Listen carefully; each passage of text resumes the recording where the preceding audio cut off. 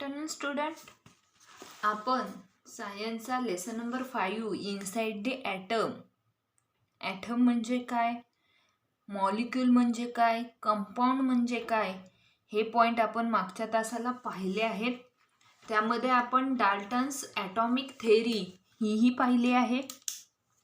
Dalton's atomic theory काय आहे तर according to this theory matter is made up of atom and atom are indivisible and indestructible. म्हणजे ती जी theory जो item बघितला तो अनडिवायजेबल पण नाही आणि अनडिस्ट्रिक्टेबल पण नाही, म्हणजे तो ना बघूही शकतो आणि पाहूही शकतो. All atom of an element are alike while different element. आणि जे काही एलिमेंट आहेत जे की हायड्रोजन, वॉटर वगैरे, हे कसे आहेत, same with a different element. ते सेम आहेत पण डिफरंट एलिमेंट हाव डिफरंट ॲटम. पण प्रत्येकांमध्ये जो ॲटम आहे तो कसा आहे, डिफरंट आहे. हे आपण मागच्या तासाला पाहिलं आहे. आज आपण नवीन थेअरी पाहणार आहोत, Thomson's plum pudding model of atom. Thomson's plum pudding model of atom. हाही पॉईंट मी मागच्या तासाला तुम्हाला एक्सप्लेन केला आहे पण पुन्हा आज एक्सप्लेन करते. बघा, पॉझिटिव्ह चार्ज इलेक्ट्रॉन्स आणि निगेटिव्ह चार्ज इलेक्ट्रॉन्स म्हणजेच काय तर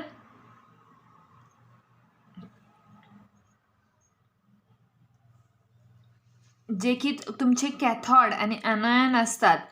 the scientist J Thomson's demonstrated experimentally that the negatively charge particle inside and atom. जे थॉमसन्सनी काय केलं की हे त्यांचं प्लम पुडिंग मॉडेल आहे. या प्लम पुडिंग मॉडेलमध्ये निगेटिव्हली चार्जड आयन जे आहेत हे काय झालेत, एंटर झाले, त्यांनी या ॲटममध्ये प्रवेश केला आहे. Later this particle are were named as a electron. आणि जे पॉझिटिव्ह चार्ज आहे त्यालाच आपण काय म्हणतो तर इलेक्ट्रॉन म्हणतो. काय म्हणतो, इलेक्ट्रॉन्स. आणि जे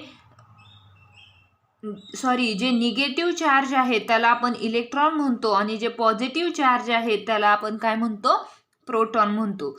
the molecule of substances and the atom which combine chemical to from molecules are electrically neutral. Electrical neutral म्हणजे काय तर पॉझिटिव्ह आणि निगेटिव्ह मॉलिक्यूलचं कंबाईन केमिकल फॉर्म होतो. म्हणजे हा तुमचा H आहे प्लस आपण O2 घेतला तर काय मिळतं आपल्याला, H2O. म्हणजे या दोन मॉलिक्यूलचं कंबाईन केमिकल फॉर्म तयार होतो. This is called as a electrical neutral. त्यालाच आपण काय म्हणतो, इलेक्ट्रिकल न्यूट्रल. बघा, प्लम पुडिंग मॉडेल त्यांनी 1904 या इयर्सला त्यांनी ते मॉडेल मांडलं. In this first model of atomic structure, हे पहिलं मॉडेल आहे ज्यांनी ॲटॉमिक स्ट्रक्चर एक्सप्लेन केलं. According to these model the positive charge is disturb throughout the atom and the negatively charge electron are embedded in it. म्हणजे काय सांगितलं त्यांनी की हे जे पॉझिटिव्ह चार्ज आहेत ते काय करतात, डिस्टर्ब करतात in through the negatively charge. या निगेटिव्ह चार्ज आयनला काय करतात, ते डिस्टर्ब करतात. Disturbed positively charge is balanced by the negative charge on the electrons. Therefore, the atom becomes electrically neutral. मग इलेक्ट्रिकली न्यूट्रल म्हणजे काय तर तुमचा हा पॉझिटिव्ह चार्ज आणि हा निगेटिव्ह चार्ज मिळून जो म्हणजे पॉझिटिव्ह आणि निगेटिव्ह काय होतात, एकमेकांना कट होतात आणि धिस इज द न्यूट्रल. आणि जो पॉईंट आपल्याला मिळतो तो कसा असतो, neutral. This is called as a electrical neutral. त्यालाच आपण काय म्हणतो, electrical neutral. Thomson's plum pudding model of atom. त्यानंतर तुम्हाला यूज अवर ब्रेन पॉवर विचारला. How will you think about atomic mass distribution according to Thomson's model, whether this distribution in uniform or a non uniform as per Dalton's atomic theory. तुमचं डोकं चालवून तुम्ही सांगणार आहात की हे जे ॲटॉमिक मास डिस्टर्बन्स आहे थॉमसन्स मॉडेलमध्ये ते युनिफॉर्म या नॉन युनिफॉर्म पर डाल्टन्स ॲटॉमिक थेअरी, डाल्टनच्या ॲटॉमिक थेअरीवर अवलंबून आहे का, तर आहे. त्यानंतर पुढचा पॉईंट आहे बघा तुमचा. आज आपण नवीन थेअरी एक्सप्लेन करणार आहोत, Rutherford nuclear model of atom 1911. त्यानंतर पहिली डाल्टन, सेकंड जॉन्सन्स थेअरी, त्यानंतर थर्ड आहे Rutherford nuclear model of atom 1911. Rutherford studied the inside of the atom by has a celebrated scattering experiment and put forth the nuclear model of atom in the year 19. हे 4थं model आहे. Rutherford यांनी Rutherford scattering experiment म्हणजे काय तर विखुरलेला experiment त्यांनी इथं आपल्याला एक्सप्लेन केला आहे. बघा, तुम्हाला माहिती आहे अल्फा रेज, गॅमा रेज असे 3 रेज आहेत, alpha, beta and gamma raise.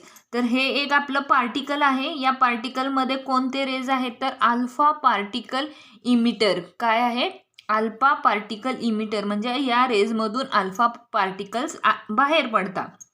त्यानंतर त्यांनी पुढे दिली एक गोल्डन फॉईल. गोल्डन फॉईल म्हणजे सोन्याची जी ॲल्युमिनियम प्लेट कशी असते, आपण जे की आपल्या रोटी वगैरे आहे त्याला आपण ते प्लॅस्टिकचा ॲल्युमिनियमचा कागद गुंडळतो, त्याप्रमाणे ही गोल्डन ज्यावर सोन्याचं पाणी चढवलेली फॉईल ही प्लेट आहे.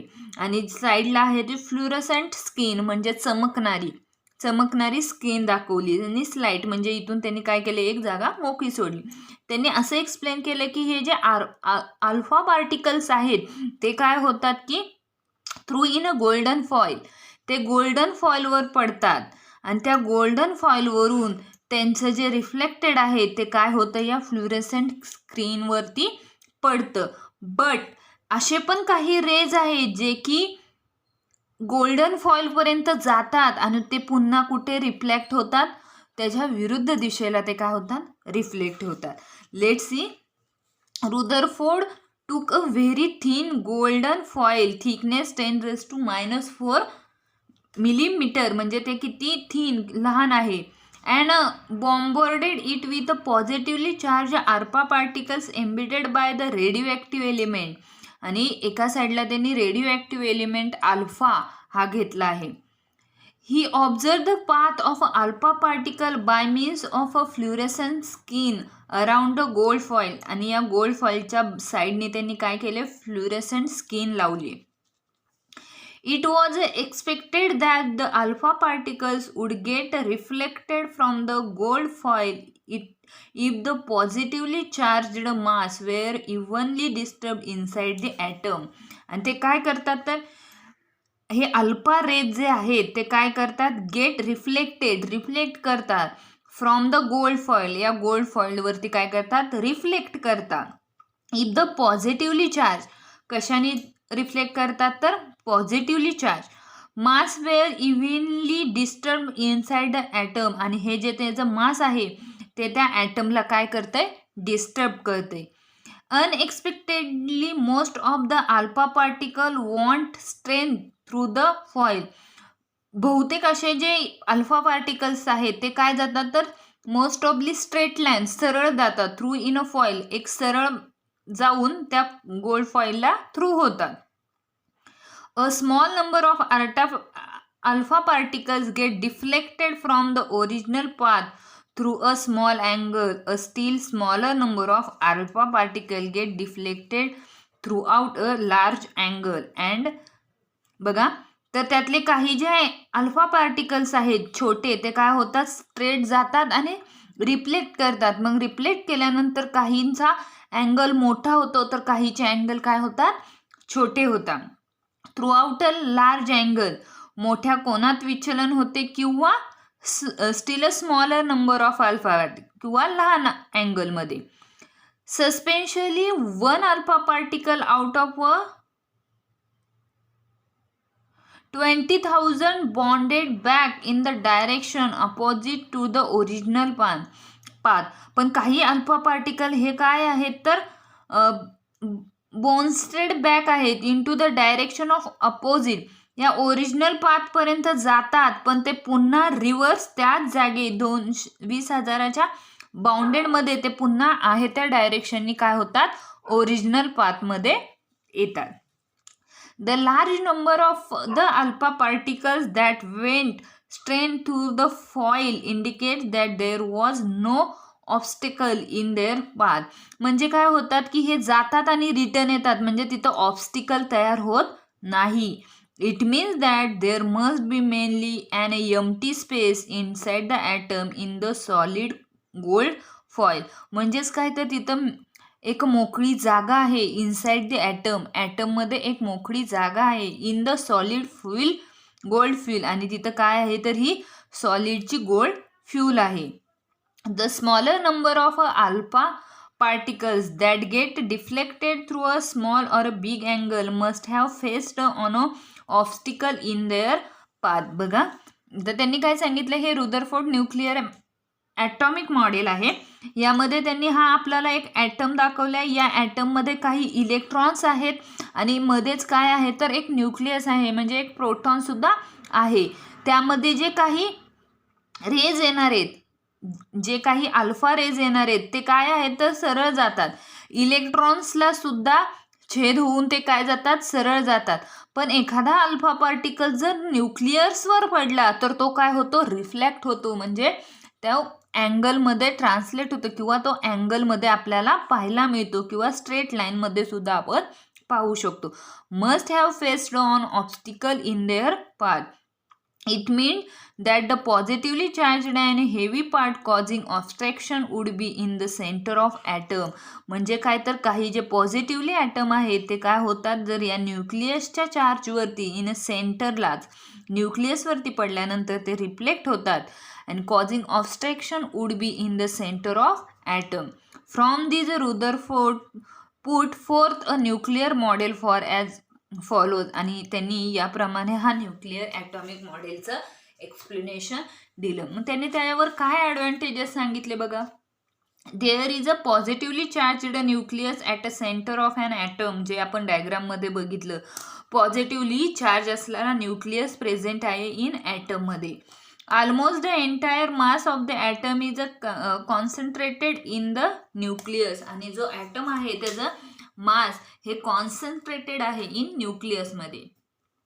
Negatively charged particles called electrons revolve around the nucleus. आणि जे निगेटिव्ह चार्जचे पार्टिकल्स आहेत ते काय आहेत तर इलेक्ट्रॉन्स आहेत, रिव्हॉल्व अराउंड द न्यूक्लियस, त्या न्यूक्लियसच्या भोवती.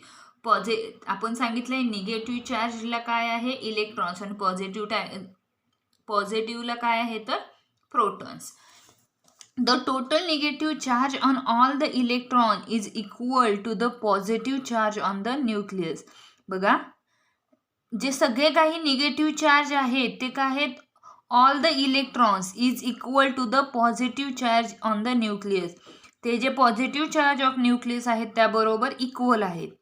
As the opposite charges are balanced the atom is a electrical neutral.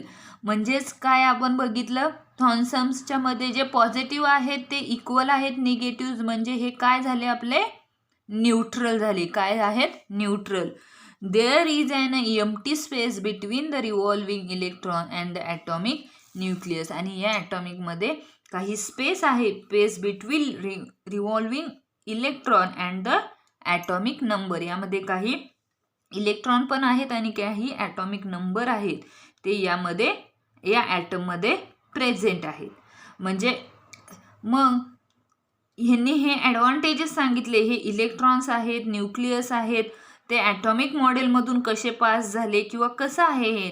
पण यामध्ये अजून एक शास्त्रज्ञ आहेत, bore stable orbit atomic model. यांनी यावरती हे जे ॲटम आहेत ते स्टेबल ॲटम आहे हे त्यांनी प्रूव्ह केले. हे आपण नंतरच्या तासाला पाहूया. आज आपण बघितली Rutherford nuclear model of atom and Thomson's pumping model. हे दोन्हीही डायग्राम काढा, रुदरफोर्डची पण आणि थॉम्सन्सची पण डायग्राम काढा आणि तुमच्या भाषेमध्ये एक्सप्लेनेशन द्या की काय आहे. मी तुम्हाला सांगितलंय अल्फा पार्टिकल्स इमिटर होतात, ते गोल्डन फॉइलवर रिफ्लेक्ट होतात, रिफ्लेक्ट झाल्यानंतर ते फ्लुरोसंट स्किनवरती पुन्हा रिफ्लेक्ट होतात. ते होत असताना ते स्ट्रेट लाईनमध्ये पास झालेत. ज्यावेळी ते गोल्डन फॉइलला रिफ्लेक्ट होतात आणि ऑपोजिट डायरेक्शनला जातात त्यावेळी ते अँगलमध्ये त्यांचं काय होतं, विस्थलन होतं किंवा विचलित होतं, ते अँगलमध्ये स्ट्रेट होतात. दिस is the Rutherford skating experiment. आणि रुदरफोर्ड ॲटॉमिक मॉडेलमध्ये त्यांनी काय सांगितलंय की जे काही अल्फा रेज येतात ते इलेक्ट्रॉन्समधूनही पास होतात, पण काही असे अल्फा रेज येतात की ते न्यूक्लियसला लागून त्यांचं रिफ्लेक्शन होत असतं, ते रिफ्लेक्ट होत असतात आणि त्याचे काही ॲडव्हान्टेजेसही सांगितले. ते ॲडव्हान्टेजेस तुम्ही हे 5 ॲडव्हान्टेजेस लिहिणार आहात, डायग्राम काढणार आहात आणि एक्सप्लेनेशन लिहिणार आहात. आता त्यानंतर जे आपण पाहणार आहोत atomic structure, nucleus, proton, electron, neutron हे आपण उद्याच्या तासाला पाहूया. थँक्यू.